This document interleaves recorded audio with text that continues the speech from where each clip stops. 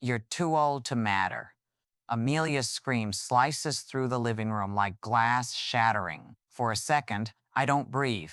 The porcelain teacup slips from my hand, crashes against the hardwood floor, and breaks into three jagged pieces. Hot liquid seeps into the rug, darkening the fabric like a spreading bruise. My ears ring. The only sound left in the room is the frantic ticking of the wall clock, loud, merciless, counting the seconds since my daughter erased me with 7 words. I stare at Amelia, her face flushed red, her chest heaving. She looks nothing like the baby I once rocked to sleep, the girl who clung to my skirt on her first day of school. Now she stands tall, polished, and furious, as if I am a burden she's long wanted to discard. My lips part, but no words come. My throat feels tight, clogged with 40 years of sacrifice suddenly made worthless. I bend down to pick up the shards of porcelain, but my fingers tremble so badly one sharp edge nicks my skin. A drop of blood blooms bright red against my pale knuckle. I don't even flinch. I hear her voice again, echoing inside my head, louder than the clock, louder than my heartbeat. Too old to matter. I want to ask her, when did my worth expire? Was it the day my hair turned silver, or the moment my hands grew too weak to carry her boxes up the stairs? When did the woman who gave her everything become disposable? The rug smells faintly of bergamot from the tea. I used to brew that blend whenever Amelia visited, thinking it would comfort her, remind her of home. Now the scent chokes me. I press my hand against the floor to steady myself, but the wood feels cold, unforgiving. Amelia exhales sharply. She picks up her designer bag from the couch, slings it over her shoulder, and mutters, "I can't keep doing this with you." Then she storms out, the door slamming so hard the picture frames on the wall rattle. Silence folds over me like a heavy blanket. I stay crouched on the floor, staring at the broken pieces scattered around me. For years, I told myself I didn't mind being needed, only for money, for favors, for silence. I thought love was sacrifice, and sacrifice meant giving until nothing was left. But tonight, the sacrifice shattered along with the cup. The sting in my finger is nothing compared to the hollow ache spreading through my chest. 40 years of motherhood, of scraped knees bandaged, tuition checks signed, wedding expenses covered, reduced to one sentence shouted in anger. I press my palm to my mouth to keep from sobbing too loud, as though I still need to protect Amelia from discomfort. Old habits cling, even now. My tears drop onto the rug, mixing with the tea stain. The clock ticks on. Each second seems to whisper, "Forgotten, forgotten, forgotten." I close my eyes, and in that darkness, one question throbs, merciless and raw. How can a mother who gave her whole life be erased by 7 cold words? I wasn't a career woman. I was a homemaker who learned to hustle on the side, whatever it took to keep my children's lives steady. For years, I baked pastries in the small kitchen of our old house, selling them to neighbors and cafes for just enough profit to cover piano lessons, new shoes, or the overdue gas bill. On weekends, I cleaned houses, scrubbing other people's sinks until my knuckles cracked. When James was still in high school, I tutored children in English after dinner, my voice hoarse from repeating grammar rules until midnight. It was never glamorous, never easy, but it was honest, and every dollar I earned, I funneled toward Amelia and James. For 30 years, I measured my life not in birthdays or vacations, but in receipts and bills. $3,200 for Amelia's first semester of college, $8,750 for James's wedding reception, $14,600 for Amelia's first apartment deposit in Chicago. I could list the amounts as if they were etched into my bones. In total, over 15 years, I sent out more than $200,000 wire transfers, checks, cash envelopes slipped discreetly into hands that always promised, "I'll pay you back, Mom." The truth? Not a cent ever returned. And still, I never demanded it. Because mothers don't keep score, right? That's what I told myself each time I felt the sting of being taken for granted. There was a sound that came to define my life, the sharp ring of our beige rotary phone in the hallway. That phone was my constant companion, my silent judge. Whenever it rang, my stomach clenched, because more often than not, it was Amelia. Mom, just a little more money. I'll pay you back soon. Her voice always carried that mix of urgency and entitlement, a tone I couldn't refuse. I would cover the receiver with my palm, close my eyes, and whisper to myself, she needs me. This is what mothers do. F. Then I would write another check, even if it meant pawning a bracelet or skipping the winter coat I'd been eyeing for months. James was less demanding, but he had his moments too. When his wife wanted a bigger wedding venue, I covered the difference. When his car broke down, I handed him $5,000 without hesitation. He hugged me once and said, "You're a lifesaver, Mom." I carried that hug like treasure, proof that my sacrifices mattered. But deep down, I knew they weren't really asking anymore. They were expecting. The phone would ring, and I would already know my answer before lifting the receiver. My heart beat faster at the sound, not out of joy, but dread. The phone became a symbol of my servitude, a leash that stretched across cities and states, binding me to children who saw me less as a person and more as a safety net. Sometimes, after wiring money, I would sit by the kitchen window, staring out at the streetlights, calculating what I had left for myself. The answer was always the same: not much. My neighbors took cruises, joined book clubs, bought new cars. I told myself I didn't need those things. What I needed was for Amelia and James to thrive. But as the years dragged on, my sacrifices became invisible. They weren't acts of love anymore, they were obligations. My children stopped saying thank you. The phone calls grew shorter, sharper. Mom, I need it by Friday. Can you just send it now? I'll explain later. It's important. Don't make a big deal out of it. Each request chipped away at something inside me, but I convinced myself it was normal. Mothers give, children take. That's the cycle. Until one night, after sending yet another transfer to Amelia, 2,500 this time, I stared at the bank receipt in my hand. My fingers trembled, and I realized I couldn't even remember the last time I'd bought something purely for myself. Not a dress, not a trip, not even a decent haircut. I looked around my living room with its sagging sofa and faded curtains and wondered, what do I have to show for a lifetime of giving? The answer was silence. That phone, sitting on the side table, gleamed under the lamp.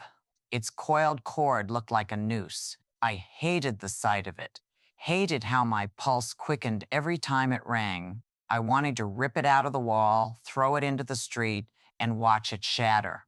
But I didn't, because what if Amelia needed me? What if James was in trouble? That was the trap. Love mixed with fear, generosity tangled with guilt. I see it clearly now, but back then I didn't have words for it. I just knew that my life had been reduced to waiting for that phone to ring, waiting for the next demand, waiting for the next chance to prove my worth by emptying my wallet. I thought I was building a legacy of love. What I was really building was a bottomless account, and I had become its only depositor.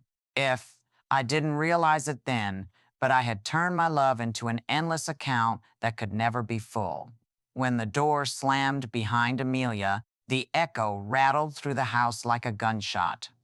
The walls felt suddenly smaller, the air heavier. I stood in the middle of the living room, staring at the dark stain on the rug where my tea had spilled, until my knees began to ache. Without thinking, I turned and walked down the hallway to my bedroom. My slippers made soft, shuffling sounds against the wood floor, a sound I'd never noticed before because the house had always been filled with voices, requests, demands. Now there was only silence. I closed the door, leaned against it for a moment, and felt my heart thudding, each beat a question. How did I get here? When did I become so small inside my own life? See. The laptop sat on my desk, its lid half open like a waiting mouth. I pressed the power button and the screen glowed, washing my face in a pale blue light. My reflection stared back at me from the dark edges, Silver hair frizzed, eyes rimmed red, shoulders sagging under decades of giving. With fingers that still trembled from Amelia's words, I opened my online banking account. Rows of transactions lined the screen, an endless column of outgoing transfers. Anna 100, 1-800, 3000. Each one with a name attached: Amelia, James, Amelia, Amelia. My breath caught when I scrolled down to the automatic payment section. There it was, a standing order scheduled for the first of every month. 2,000 directly into Amelia's account. No questions, no conversations. Just another month, another withdrawal from me. I stared at that line like it was a snake coiled on the carpet. For years, I'd looked at it as routine proof of my reliability. Tonight, it looked like proof of my erasure. If I keep this going, I will disappear.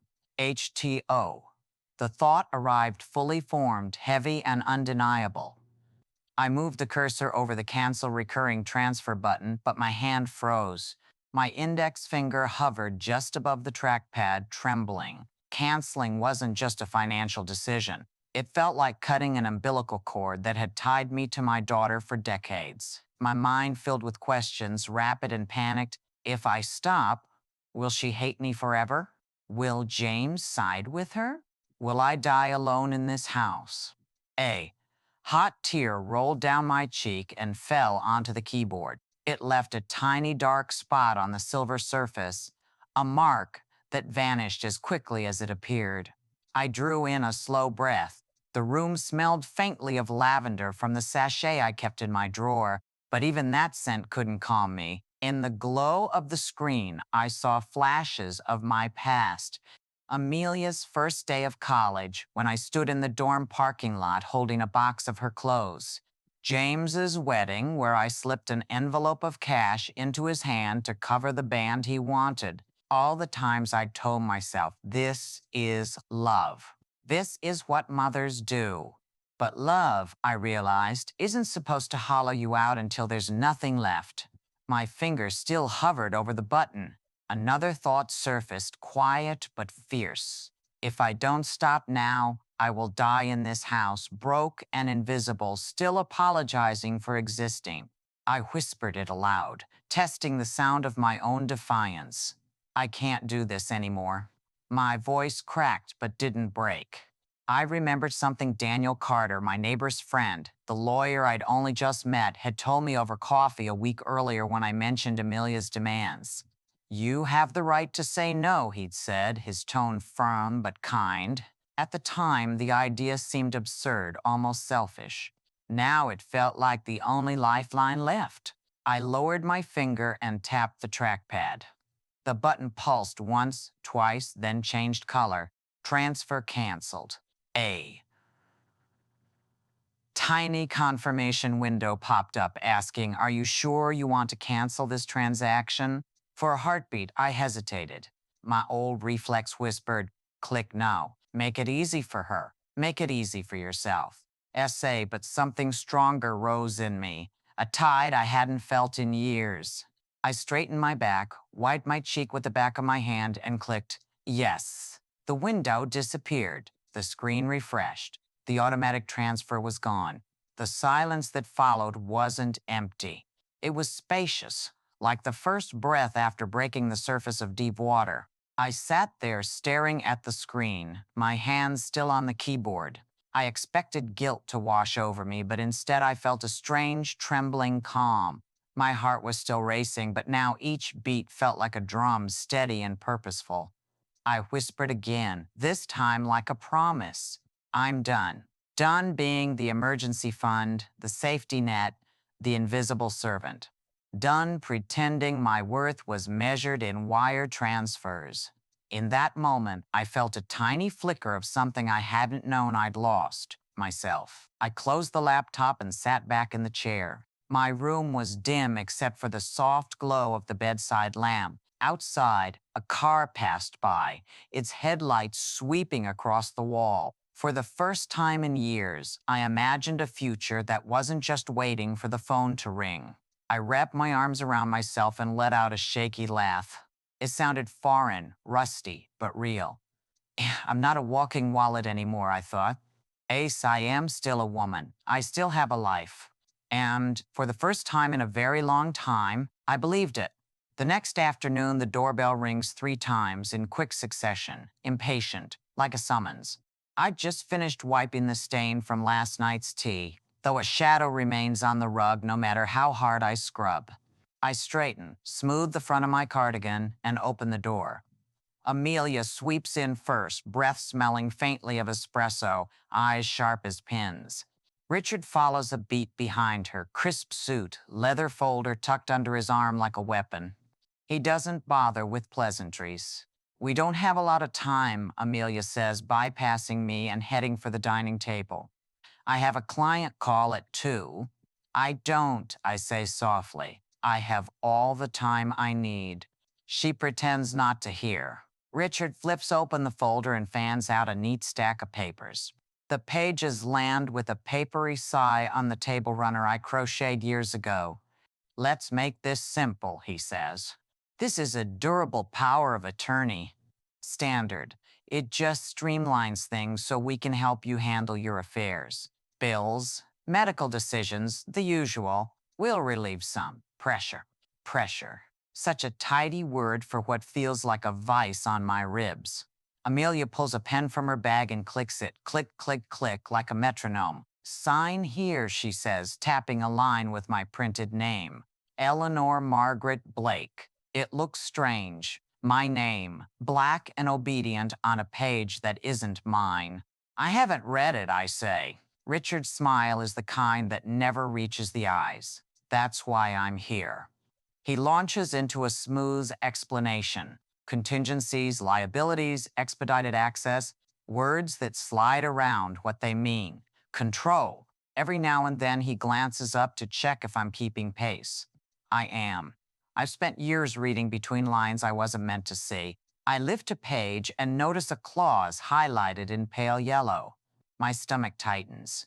This gives you full authority over my accounts. Only for efficiency, he replies. It's safer this way. Online scams target older people. I am older, I say. Not helpless. Amelia exhales, a long, theatrical wind.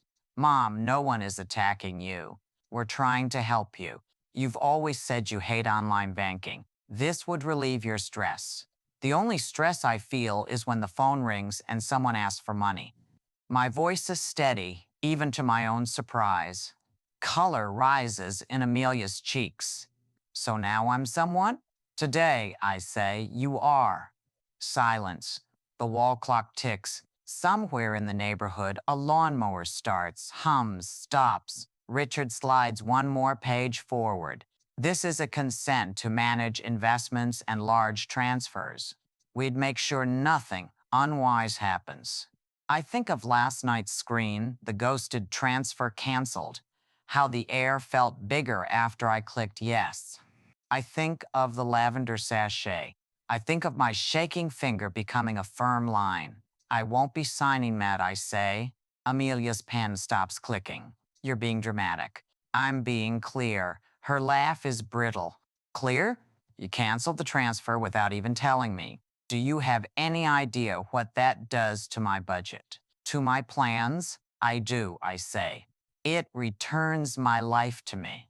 Richard leans forward, elbows on the table, voice pitched to reasonable.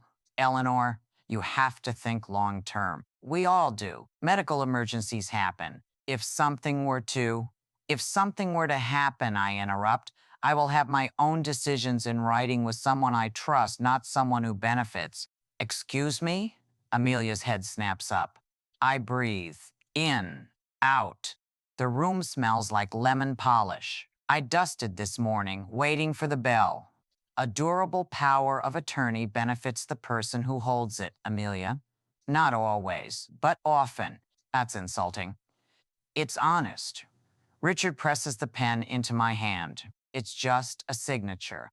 I set the pen down. So am I. But I'm not giving it away. He blinks, recalibrating. You're putting us in a difficult position. You put me in one yesterday, I say, and for the last 15 years. For a second, the only sound is the pen rolling an inch and knocking against a ceramic coaster. The tiny click sounds decisive. Amelia crosses her arms. We're worried about you. And I'm worried about the person who looked me in the eyes and told me I was too old to matter. Her mouth opens, closes. She reaches for indignation and comes back with something like shame, but it vanishes before it settles. I was upset. You were truthful, I say, and that truth helped me see clearly. Richard gathers the pages as if shuffling a deck that always wins. We can do this the easy way or the hard way. If you refuse to sign, we'll have to consider a petition. A petition? The word is a stone in my mouth. He nods with professional sadness. For guardianship. We'd prefer not to. But if you're making unsafe financial decisions, a court might agree that you need control, I say. You keep using different words. They all mean the same thing. He wets his lips. Structure. Power, I say. The clock ticks. Click, click, click. Amelia leans in, softer now, a velvet covering on the blade. Mom, you know I love you. I just want to make sure you're taken care of. You forget things. You worry. You get confused. I tilt my head. I remember every dollar I gave you. I remember the year of your blue graduation gown. I remember the shape of your fear when you called about your first rent, and the relief in your voice when I said I'd handle it. I remember the dress I didn't buy so your flowers would be nicer. Does that sound confused? Her eyes flicker. You're twisting this. No, I say gently. I'm untwisting it. Richard's tone hardens. If you won't sign today, we'll need to bring our lawyer into this. He'll be in touch. I have one too, I say. It surprises them. I see it. The quick exchange of a look, the micro stiffen in their shoulders. I let the information sit. Amelia recovers first. You talked to a lawyer about us? I talked to a lawyer about me, I say. There's a difference. Richard stands. The chair legs scrape the floor, a scolding sound. You're making a mistake, Eleanor. I stand too. My name fits in my chest like a spine. My name is Eleanor Blake, I say, steady. I read fine print. I pay attention. And I will not sign away my life. He slides the pen back into his pocket as if sheathing it. Amelia picks up the papers, pressing the stack against her chest like a shield. We'll come back, she says, voice flat. When you're calmer, I'm calm now, I say. She moves toward the door, then stops and turns. After everything I've done for you. The words burst out of me before I can soften them. Everything you've done with my money. Her jaw tightens. Richard touches her elbow, a cue to leave. She shrugs him off and gives me a look I can't name. It's not hate exactly. It's hunger turned inside out. At the threshold, she tries again, sweet as syrup. Mom, please, don't make this ugly. I feel a steadiness rise, the same one that carried my finger to the button last night. Ugly is when love gets turned into leverage. Amelia opens her mouth, thinks better of it, and steps onto the porch. Richard follows. Sunlight glances off his watch. I notice, absurdly, that he never once took off his coat. Expect a call, he says. Soon. I'll be here, I answer. So will my no. I close the door with care. Not a slam, a decision. The house holds its breath, then exhales. I lean my forehead against the wood, and my pulse begins to slow. On the table behind me, a stray page has been left behind, face down. I turn it over with 2 fingers. It's a consent to access digital assets. The sight of it knocks something loose inside me, not fear this time, but resolve. In the kitchen, I take out a small notebook from the drawer, the one with navy covers and a broken elastic band. I write the date, the time, the names present, the words used, petition, guardianship, efficiency. I record my answer too, in letters that grow neater as I write. No. When I'm done, I pour a glass of water and drink half of it standing at the sink. The glass trembles a little in my hand, but not enough to spill. Through the window, the sky is a brittle winter blue. Somewhere far off, a dog barks twice, like punctuation. My phone lights up on the counter with a new message. For a moment, my old reflex kicks in. I reach for it. Then I let it dim itself to black. For years, I've treated the ring as a command. Today, it can wait. I carry the navy notebook to the bedroom and set it beside the lavender sachet. Two small things with big jobs.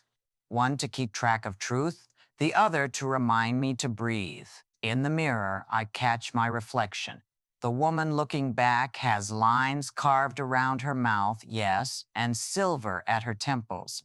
But her eyes are clear. She looks like someone I might want to know. I return to the dining table and stack my crocheted runner neatly, tucking the edges square. Where the papers lay, there's a faint imprint, a crease in the fabric that will relax with time. I run my palm over it until the pattern smooths. The clock ticks on, impartial. Tick, tick, tick. For once, it doesn't sound like a countdown. It sounds like a heartbeat outside my body, steadying mine. I whisper it aloud, to the room, to the walls that have listened to me be quiet for too long. No, the word does not echo. It settles. I gather the pen they brought and drop it into the drawer where I keep rubber bands and spare batteries. It lands with a gentle clink. I'll return it when I return it. At the door, I press my ear to the wood. Their voices are faint, angry moths on the porch. Then the car doors thump. The engine turns, tires crunch on gravel. Silence again. My shoulders lower an inch. I look at the rug, the ghost of last night's spill, and decide to stop scrubbing. Some stains don't need erasing, they need remembering. On the table, the navy notebook waits. Its elastic band, useless but earnest. I slide it into my handbag. I am not a signature on their clipboard. I am not a line item in their budget. I am not the quiet yes that keeps their lives soft. My name is Eleanor Blake, and my answer is no. I thought the worst was behind me after Amelia and Richard stormed out of my house. I thought the air would clear, that maybe days of silence would bring reflection. But silence was not mercy, it was strategy. 3 days later, a thick envelope arrived in my mailbox, hand-delivered by a courier in a navy blazer. The return address bore the name of a prestigious law firm in downtown Boston. My fingers trembled as I slid it open. Inside, on heavy cream paper, was a notice. Amelia and Richard intended to file a petition declaring me incompetent to manage my own affairs.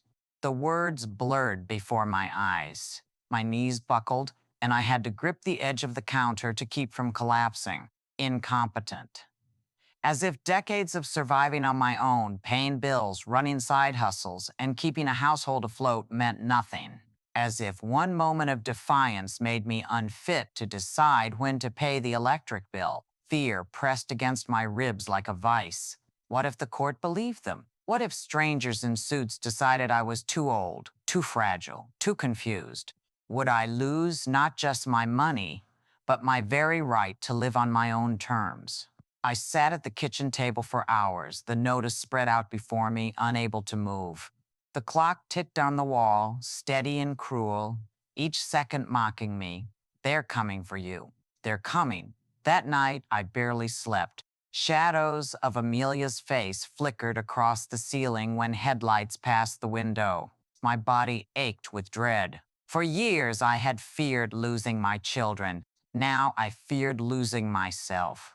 The next morning, Mrs. Garcia knocked on my door. She was my neighbor, a widow with sharp eyes and a laugh like bells, always carrying a loaf of homemade bread or a basket of lemons from her yard. She took one look at me, my pale face, the unopened mail still on the table, and sat down across from me. "What happened?" she asked gently. I handed her the letter with shaking hands. Her brow furrowed as she read. Then she set it down with a decisive thud. "No," she said, "absolutely not. They can't get away with this." "I don't know what to do," I whispered. "What if the court believes them? I don't have the money for a big fight." She reached across the table and squeezed my hand. Her palm was warm, steady. You have something better than money. You have the truth, and I know someone who can help. That's how I met Daniel Carter. Mrs. Garcia drove me into town the next day, her old sedan rattling as it climbed the hill to a brick office building with gold letters on the door. A Carter and Associates. Sock. My stomach churned as we climbed the stairs. Daniel greeted us himself. He was in his late 50s, with kind eyes behind wire-rimmed glasses and a voice that carried both authority and patience. When he shook my hand, I felt something I hadn't in weeks' safety. We sat in his office, surrounded by bookshelves heavy with leather-bound volumes. I slid the petition across his desk. He read it carefully, lips pressed in a tight line. They're claiming you lack capacity, he said, that you're unable to manage your finances or make rational decisions. I managed just fine, I said, my voice breaking. I paid every bill. I supported them for years. I may be old, but I'm not. My throat closed around the word useless. Z. Daniel held up a hand. I believe you. The court will too, if we prepare properly. Do you have records? Proof of what you've given? Proof of your decisions? That was when I remembered the navy blue notebook in my drawer, the one I'd been filling with dates, amounts, snippets of conversations. Every time Amelia called, every check I wrote, every wire I sent, I had scribbled it down, thinking it was just a way to keep my mind sharp. I do, I said slowly. I've written everything. The next morning, I brought the notebook to his office. He handled it like a sacred text, flipping through the pages, nodding at the neat columns of dates and amounts. This, he said, tapping the paper, is gold. It shows you were deliberate, consistent, aware. No one incompetent keeps records like this. I swallowed hard. It's just habit. It's evidence, he corrected. And evidence wins cases. For the first time, I felt a flicker of hope. Still, fear gnawed at me. What if Amelia lied on the stand? What if Richard twisted my words? They had youth, polish, confidence. I had shaky hands and a heart that beat too fast. One night, unable to sleep, I sat at the kitchen table with the notebook open before me. The pages smelled faintly of ink and old paper. My handwriting wavered, but the entries were clear. April 14, 2012. Transfer to Amelia $2,000 for rent. Balsa June 2, 2015. James $5,000 for car repairs. October 19, 2018. Amelia $3,500 for credit card debt. I'll pay you back soon. Reading them was like replaying my life in miniature. Each line was a piece of me given away, one careful pen stroke at a time. I traced my finger over the ink and felt something solid under the fear, a spine. I wasn't crazy. I wasn't confused. I remembered, and the notebook remembered with me. When Daniel saw my face a week later, he smiled. You're stronger than you think, Eleanor. The court will see it too. I'm terrified, I admitted. Good, he said. Fear means you understand the stakes. But courage is what you do next. His words stuck to me like glue. In the days that followed, Amelia's lawyer sent more letters, each one colder than the last. Words like guardianship, incapacitated, best interests. Each envelope felt like an attack, but I placed them all in a neat stack beside my notebook, like exhibits waiting their turn. Mrs. Garcia stopped by almost every evening. Sometimes she brought soup, sometimes just her company. She would pat my arm and say, "They underestimate you. That's their mistake." At night, lying awake, I repeated Daniel's words to myself. If fear means you understand, courage is what you do next. Slowly, the panic that had gripped me loosened. In its place grew something quieter but firmer, resolve. One afternoon, I opened the notebook and added a new entry. Not a transaction, but a statement. I wrote in bold, deliberate letters, off February 12, 2023. They may call me incompetent, but the truth remembers. The truth is written here, and no one can erase it. I underlined the last sentence twice. I closed the notebook and pressed it to my chest. The cardboard cover was worn. The elastic band stretched thin, but it held everything that mattered. And I realized the notebook was more than proof. It was my voice, inked on paper, steady even when my hands shook. The truth also remembers, and no one can erase it. It happened by accident. Amelia had stopped by one evening unannounced to check on me. Her tone was syrupy, her smile stretched thin, as though she were humoring a child. She draped her coat across the back of the chair before bustling into the kitchen to make herself tea. While she clattered the kettle, I noticed the pocket of her coat bulging with papers. A corner of cream-colored parchment peeked out, stamped with the same law firm logo I'd seen on the petition. My pulse quickened. I told myself not to look. Curiosity is dangerous, I thought. But the papers seemed to whisper my name, begging me to see. With trembling fingers, I slid the document free. There it was, in bold letters across the top. Power of attorney. My eyes scanned downward and froze. There, in neat cursive, was my signature. My name, perfectly spelled, perfectly slanted, on a document I had never signed. The room tilted. My hand shook so violently the page rattled. I pressed it flat against the table, staring until the letters blurred. She had forged me. My throat went dry. From the kitchen, Amelia's voice floated out, casual and bright. "Do you want one lump of sugar or two?" I swallowed hard, pressing the paper back into the pocket just as she returned. She glanced at me, suspicion flickering, but then she smiled again, carrying the teacup as if nothing had shifted. I excused myself to the bathroom, closed the door, and pressed my hands against the sink. My reflection stared back at me, pale, trembling, horrified. I whispered to the empty room, barely able to form the words. "So this is what my daughter thinks of me." The tears came hot and unstoppable. Not because I was losing her. I realized in that moment I had lost her long ago. No, I cried because the mask had finally fallen, and I could no longer pretend my child loved me more than she loved my money. When Amelia left, hugging me stiffly at the door, I slid down against the wall and wept until my body shook. The truth had cut me deeper than her scream of "too old to matter." I wasn't mourning the daughter who betrayed me. I was mourning the illusion I'd clung to for decades. Sigma. I cried not because I lost a child, but because at last I saw her face clearly. Daniel's office became my classroom. "Again," he said, pacing slowly as I sat on the wooden chair across from his desk. "Answer, as if the judge just asked. Do you understand the responsibilities of managing your own accounts?" M.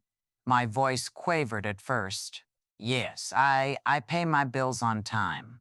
I keep records. Stop apologizing." Daniel cut in gently but firmly. "You don't need to convince them you're sorry. You need to show them you're capable. Start again." I swallowed hard, straightened my back. "Yes, I understand. I have paid my bills on time for decades. I keep a ledger of every transfer. I can show proof." His face softened. "Better. Again, we practiced for hours." He threw questions at me, some easy, some sharp as knives. "What is your monthly income? How do you track expenses? When was your last withdrawal?" Top. At first, my answers tumbled out like a frightened child's, but repetition forged something sturdier. By the end of the week, I could answer without shaking. At home, I rehearsed in front of the mirror. I stood in my bedroom, staring at the silver-haired woman reflected back at me. She looked tired, but as I repeated Daniel's questions, I saw something unfamiliar creep into her posture. Steel. One night, I whispered to my reflection, "You are not helpless. You are Eleanor Blake, and you decide your life." The words echoed, shaky but growing stronger. Mrs. Garcia visited often, sometimes with soup, sometimes just her warm presence. "I've lived next door for 20 years, she reminded me. "I've seen you balance those accounts better than any banker. Don't let them tell you otherwise." Friends from church stopped by with casseroles, hugs, and stories of their own battles with children who forgot gratitude. Their encouragement stitched me back together piece by piece. I also leaned on my notebook. Each evening, I flipped through the entries, reading them aloud as practice. March 8, 2019. Transfer to Amelia 2200. Said she pay it back my summer. September 12, 2020. James 1500 for emergency dental work. Hearing my own words reminded me I was not forgetful. I was not frail. I remembered everything. The notebook became my weapon, ink on paper steadier than my voice had ever been. The night before the hearing, I sat at my desk, notebook open, lamp casting a circle of light. My hands trembled as I wrote one last line. Tomorrow, I stand not as a victim, but as myself. When I put the pen down, something inside me shifted. The fear was still there, yes, but braided now with something stronger. Resolve. The next morning, as I dressed in my navy skirt and pressed blouse, I caught my reflection again. This time, the woman standing tall in the mirror looked like someone I hadn't seen in years. For the first time in decades, I felt it. I was standing straight, without needing to lean on anyone else. The courthouse smelled faintly of disinfectant and old wood, a blend that lodged in my throat. The ceilings were high, the lights too bright, the benches too hard. Every detail seemed designed to remind you that this was no place for comfort. I sat at the table beside Daniel Carter, my attorney, hands folded tightly in my lap to keep them from trembling. My navy notebook lay on the table between us, a lifeline in paper and ink. Across the aisle, Amelia sat with Richard and their attorney, a sharp-jawed man in a charcoal suit who oozed confidence. Amelia wore a fitted blazer, her hair smoothed into a perfect bob. She looked polished, professional, every inch the successful lawyer's daughter. Richard, beside her, had his jaw set like a man already certain of victory. When the bailiff called the case, my heart thundered so hard I could feel it in my teeth. The opposing attorney rose first, delivering a smooth opening statement. Your Honor, this case is about ensuring the well-being of Mrs. Eleanor Blake. Unfortunately, due to age and cognitive decline, she has become unable to manage her financial affairs responsibly. Her children, motivated not by greed but by concern, are merely seeking to protect her. His words painted me as a frail woman slipping into confusion, unaware of the world around me. My stomach twisted. Then Daniel stood. His voice was calm, measured. Your Honor, this case is not about incompetence. It is about independence. Mrs. Blake has lived a life of sacrifice and responsibility. She has kept meticulous records, paid every bill, and made deliberate decisions. What she has not done, what she refuses to do, is hand over her life savings to children who see her more as a bank than as a mother. A murmur rippled through the gallery. The judge, a woman with silver hair pulled into a tight bun, adjusted her glasses. We will hear testimony. Amelia was called first. She took the stand with the poise of someone who had rehearsed her lines. She doesn't know what she's doing anymore, she said, her voice quivering just enough to seem sincere. She forgets things. She gets confused. Just last month, she called me 3 times in one day, asking the same question about her utility bill. I'm terrified she'll be scammed, or worse, that she'll end up destitute. Her attorney nodded solemnly, as though this were the tragedy of the century. I clenched my fists. I remembered that day. Yes, I had called her 3 times, but it wasn't because I was confused. It was because she hadn't picked up the first 2 times, and the gas company was threatening disconnection. But in court, she twisted it into weakness. When Richard testified, his voice was smooth, almost pitying. We only want what's best for Eleanor. She's always been generous, but sometimes generosity crosses into recklessness. She needs guidance. Guidance. Such a polite word for control. Then it was my turn. I stood slowly, knees aching, but my back straight. My palms were damp as I placed one hand on the Bible and swore to tell the truth. Daniel asked the first question. Mrs. Blake, do you manage your own finances? Yes, I said, my voice steadier than I expected. I have paid my bills on time for decades. I keep a record of every transaction. He handed me my Navy notebook. I opened it, showing the careful entries. Here are 15 years of transfers, payments, and notes. Every date, every amount, every reason written down. The judge leaned forward, scanning the pages. Daniel continued. Mrs. Blake, why did you recently cancel the recurring transfer to your daughter? I swallowed, my throat dry, because I realized I was no longer helping her. I was enabling her, and I was erasing myself in the process. Uh, the opposing attorney rose for cross-examination. He smirked as though this would be easy. Mrs. Blake, he began, isn't it true that you often misplace items, that you sometimes forget conversations? I misplaced my glasses, I admitted. I forget where I set down a spoon, but I do not forget thousands of dollars. And I do not forget the difference between love and exploitation. A murmur swept the room again. The attorney's smirk faltered. He pressed harder. Your daughter tells us you often call her repeatedly, forgetting what you've said. Would you describe that as confusion? No, I said firmly. I would describe it as persistence when my calls are ignored. Even the judge's lips twitched at that. When the questioning ended, Daniel gave me one final prompt. Mrs. Blake, is there anything you wish to say to the court? I rose from the witness chair and turned to face the judge, my hands gripping the edges of the podium. My voice rang out steadier than it had in years. My mind is clear.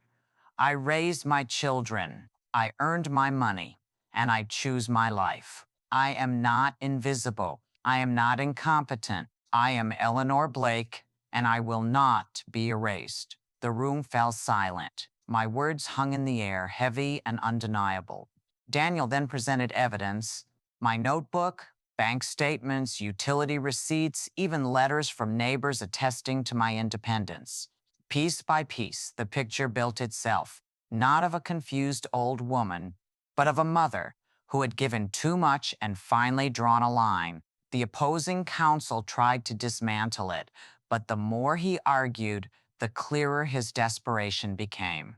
Amelia sat stiff in her chair, her jaw tight, while Richard scribbled furiously on a legal pad. Finally, after hours of testimony and evidence, the judge leaned back in her chair. The courtroom stilled.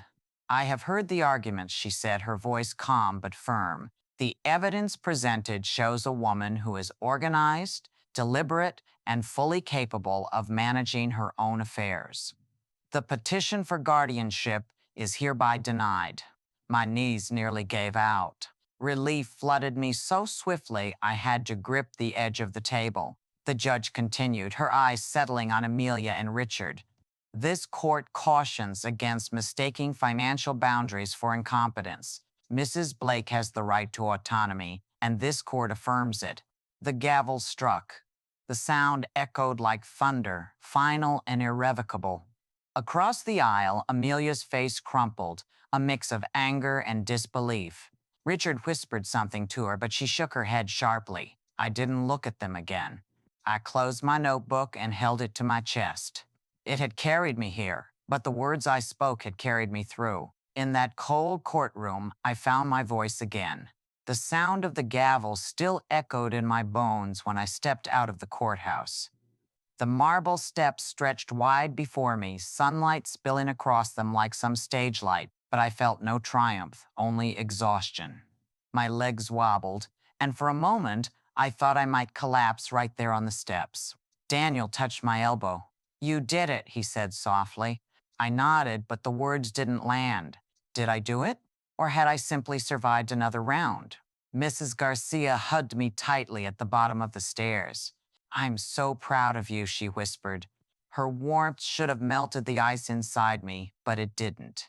My heart still felt locked in that courtroom, somewhere between Amelia's sharp voice and the echo of my own declaration. That night, back home, I couldn't sleep. The house was too quiet. I kept expecting Amelia to burst through the door, shouting, demanding. I kept expecting the phone to ring with more threats, more letters, more war. But the only sound was the faint hum of the refrigerator and the slow ticking of the wall clock. Tick, tick, tick, reminding me the time was moving even if I felt stuck. I lay in bed staring at the ceiling. Victory felt hollow, like winning a medal for a race that had already broken your legs. I had defended my autonomy, yes. The court had affirmed my right to live as I pleased. But I had lost something too, something heavier than any money. The image of Amelia on the witness stand replayed in my mind. Her practiced tremor in her voice, the cold precision with which she twisted my life into incompetence. She had once run to me with scraped knees and tear-streaked cheeks, and I had bandaged her without hesitation. Now she ran to strangers in suits, wielding my age as a weapon. Around midnight, I rose and padded to the kitchen. I poured a glass of water and carried it to the window. Outside, the street was empty, lamplight pooling on the pavement. In that stillness, I asked myself a question I wasn't sure I wanted to answer. I won, but am I free? The truth whispered back, not yet. Because freedom isn't just the absence of chains. It's the presence of peace. And peace does not come from a judge's ruling. It comes from letting go of what was never mine to control. My children's choices, their hearts, their gratitude. I returned to bed, but still sleep wouldn't come. I sat up against the headboard, notebook in hand, pen trembling. On a fresh page, I wrote, "Sass, today the court gave me back my life, but only I can decide how to live it." I closed the notebook, pressed it to my chest, and finally, sometime near dawn, my body surrendered to rest. When I awoke, the sun was spilling through the curtains. The house looked the same, but something inside me felt altered. The fight was over. Now I had to figure out who I was without the fight. For the first time in years, I brewed tea not because anyone was visiting, not because anyone had asked. I brewed it for myself. The steam rose, fragrant and soft, and I realized maybe this was what freedom tasted like. Selling the house was harder than I expected, not because of the walls or the roof, but because of the ghosts. Every room carried echoes. Amelia practicing piano in the living room, James sprawled across the couch with comic books, Richard and Amelia at the dining table with their papers and pens. Even the stain on the rug where my teacup shattered seemed a whisper of endings. But the moment I signed the deed and handed over the keys, I felt the faintest lifting, like a tight belt loosened after years of breathless squeezing. The house no longer owned me. I packed what I truly needed: clothes, notebooks, a few framed photos, and left behind the heavy furniture, the memories soaked into wood and fabric. I boarded a plane and flew across the ocean to a town on the Mediterranean coast where the air smelled of salt and lemons, and no one knew my name. My new apartment was small, white-walled, with a balcony that looked out over the sea. The first night I slept there, I left the window open. The sound of waves lulled me to sleep. No shouting, no gavel, no phone ringing.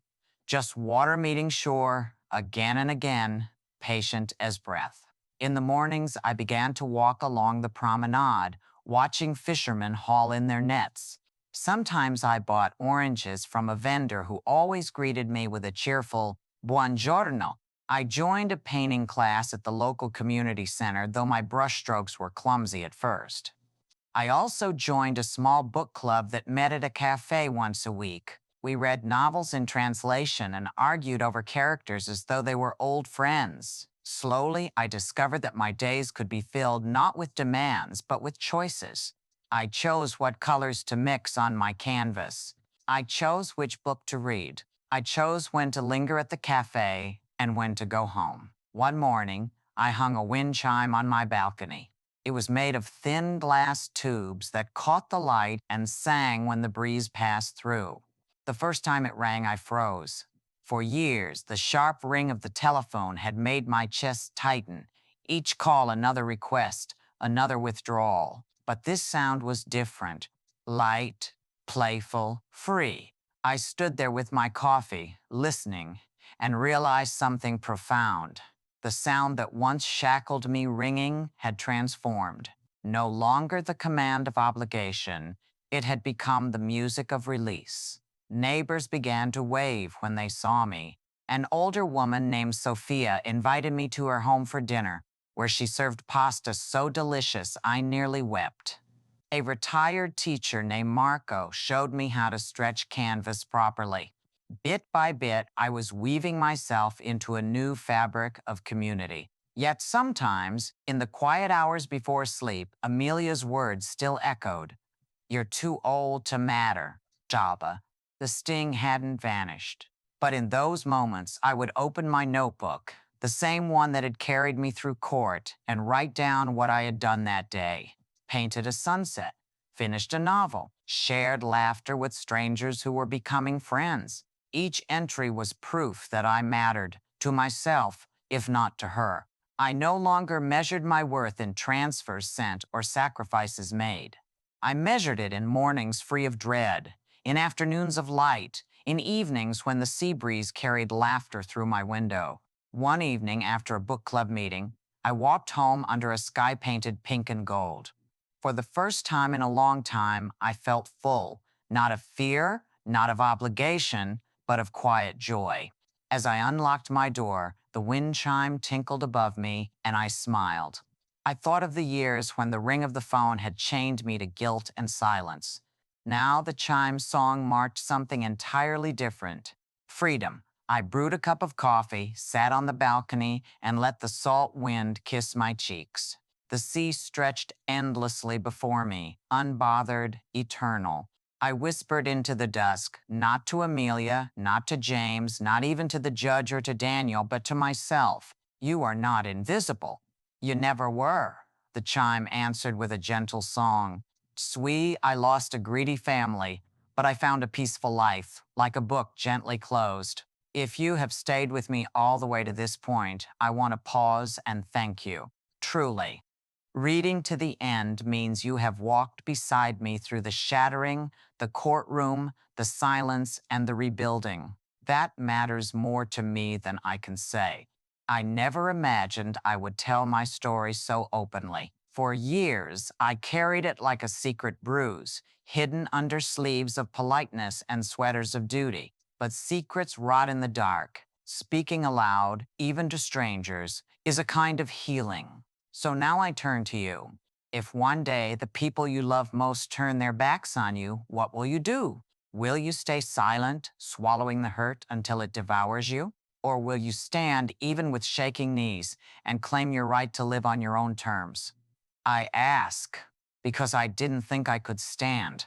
I thought age had stripped me of that power, that dignity belonged only to the young. But the moment I pressed cancel on that transfer, the moment I told the judge my mind was clear, I realized something simple. Strength doesn't vanish with age. Sometimes it arrives late, dressed as survival. Maybe you felt dismissed. Maybe someone has told you that you're too old, too weak, too invisible to matter. If so, let me tell you plainly, you still matter. You always will. Your worth is not measured by how much you give away, but by the life you choose for yourself. Thank you for reading my story. Thank you for letting me be more than a shadow in the background of someone else's life. And if my journey stirred something in you, if it reminded you of your own hidden strength, I ask one thing: share it. Share these words with a friend, a neighbor, a stranger who might need to hear that they are not alone. Because courage, like grief, grows lighter when carried together. I once thought I lost everything when I lost my children's love, but I discovered something different. I gained myself. And that, in the end, is enough. So I leave you with this. If the day comes when the people closest to you turn away, will you choose silence or will you stand?